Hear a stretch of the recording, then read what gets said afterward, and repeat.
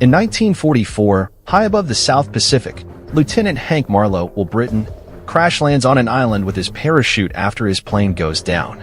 Another soldier, Gunpei Akari Miyavi, also lands on the island. Marlowe draws his firearm on Akari and fires, narrowly missing him. Akari retaliates, pursuing Marlowe as they flee into the forest. They engage in a fierce battle near a cliff, with Akari nearly impaling Marlowe with a sword, but Marlowe manages to deflect the blow. Just as Akari gains the upper hand and is about to finish off Marlowe, a colossal ape hand suddenly emerges, startling them both as they look up to see the massive ape, Pteranodon, looming over them. Fast forward to 1973. In Washington, D.C., government official Bill Randa, John Goodman, and geologist Houston Brooks, Corey Hawkins, arrive for a meeting with Senator Willis, Richard Jenkins, to secure funding for an expedition to a recently discovered location known as Skull Island. Willis initially hesitates, but Randa persuades him to support the mission. Before leaving, Randa also requests a military escort. The Sky Devil Squadron, led by Colonel Preston Packard, Samuel L. Jackson, assembles on their last day before heading home. The squadron includes Captain Earl Cole, Shea Wiggum, Slivko Thomas Mann, Reilly, Eugene Cordero, Glenn Mills, Jason Mitchell, and Jack Chapman, Toby Kebbell, who serves as Packard's right-hand man. When the call for the expedition arrives, Packard eagerly accepts the job. Randa and Brooks visit a bar and encounter James Conrad, Tom Hiddleston, a former British Special Air Service captain, whom they want to recruit as their tracker. Conrad effortlessly handles two bar patrons who accuse him of cheating at pool, leaving Randa impressed and convinced that they've found their guide. Conrad joins Randa and Brooks to hear their plan, but he insists on higher compensation and points out the substantial risks associated with severe weather conditions and predatory creatures. In a darkroom, anti-war photographer Mason Weaver, Brie Larson, develops photos she took during the Vietnam conflict. She receives an invitation to join the expedition and arrives at the base to meet with Packard, his men, and a team of scientists from the company Landsat, including Brooks' fellow geologist San Lin, Tian Jing, and Landsat employees Victor Nieves, John Ortiz, and Steve Mark Evan Jackson. Weaver has reservations about the mission and suspects that the military has ulterior motives. Brooks explains the mission's objectives and what they hope to discover on Skull Island. The team embarks on a voyage across the ocean, using helicopters to reach the island. They encounter turbulent conditions caused by storm clouds, but manage to find a high-pressure pocket that appears to be a safer route. Despite a harrowing flight through the storm, the helicopters enter the island's airspace. As they drop seismic charges into the ground to trigger explosions, disaster strikes when Kong emerges. He hurls a tree through one of the helicopters, sending it crashing down. Survivors are scattered as they hit the ground, and amidst the flames from the wreckage, Packard and his men find themselves staring up at Kong, who gazes back down at them. Packard confronts Randa at gunpoint and demands the truth about their real purpose on the island. Randa confesses that he had knowledge of the existence of creatures like Kong and sought evidence for his organization, Monarch. Conrad, Weaver, Brooks, Lynn, Slivko, and Nieves group together, while Randa, Packard, Mills, Cole, and other soldiers venture out to locate Chapman, who possesses ample ammunition that Packard intends to use against Kong. As they navigate a bamboo forest, they encounter a deadly giant spider that attacks them. Mills is ensnared in its web, and the soldiers fight back by severing its legs. Mills manages to free himself, and Packard ultimately dispatches the spider.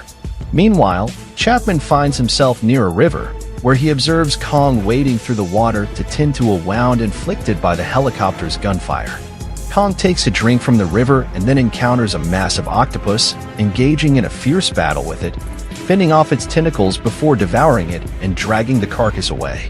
Conrad's party finds themselves trapped by a tribe of natives.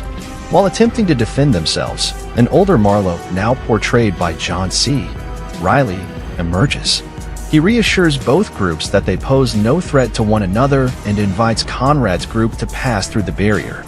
Marlowe shares that he has spent the last 28 years on the island and has gained extensive knowledge about the natives and the island itself. The natives hold Kong in high regard as a protector against subterranean creatures known as skull crawlers that have been threatening the island and its inhabitants for centuries. Marlowe reveals that the recent seismic charges have awakened these creatures, and if anything happens to Kong, the skull crawlers will take over the island. He also hints at the existence of a much larger skull crawler. Chapman, separated from the group, ventures through the forest and encounters a massive insect, which he shoots at without provocation. Surprisingly, the creature doesn't retaliate, but as it departs, Chapman falls victim to a skull crawler. Conrad informs Marlowe of their plan to reach their rendezvous point on the north side of the island within 3 days for rescue. Marlowe, however, believes it's impossible to reach it by foot in such a short time and agrees to guide them. After bidding farewell to the natives, he leads the group on a boat.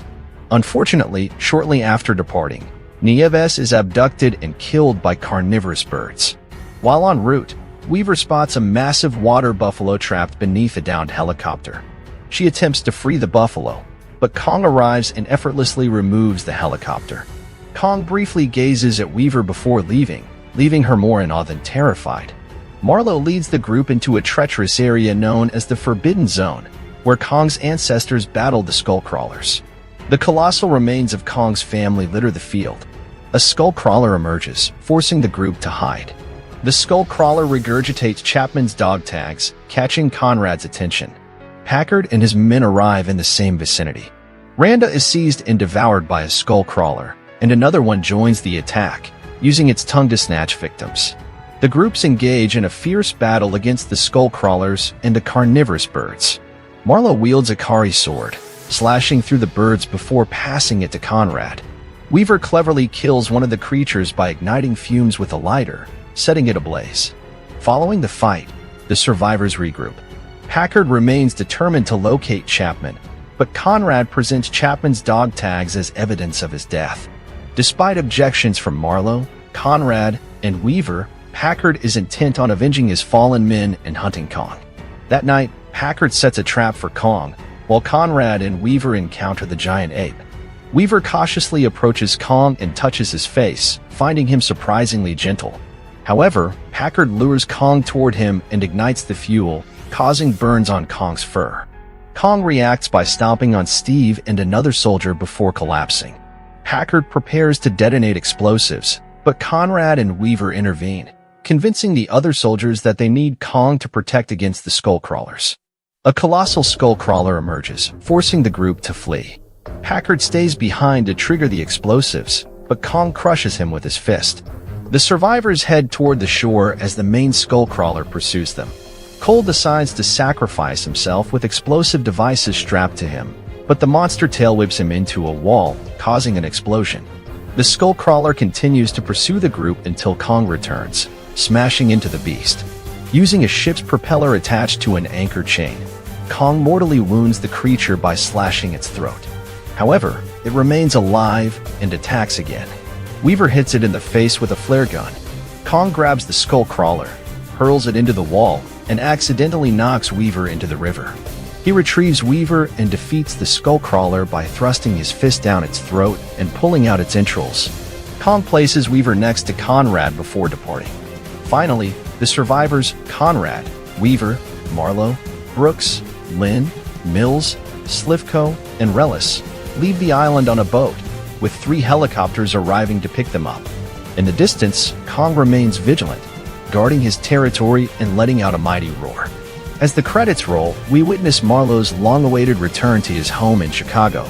There, he is reunited with his wife and has a heartwarming encounter with his grown-up son. Marlowe then settles in, enjoying a classic Cubs baseball game accompanied by a hot dog and a refreshing beer. Following the credits, Conrad and Weaver find themselves in an interrogation room, under the watchful eyes of the Monarch organization. Stepping into the room are Brooks and Lynn, who convey a startling revelation to the pair. They disclose that Kong was not the sole titan in this world, and that humanity was not always its dominant force. Brooks proceeds to reveal a collection of files, including a map of Tokyo, and initiates a compelling slideshow presentation. The slides showcase another expedition team discovering ancient cave drawings, depicting formidable creatures such as Mothra, King Ghidorah, Rodan, and the legendary Godzilla himself. The sequence concludes with a resounding symphony of roars, as Kong and Godzilla make their presence felt in unison.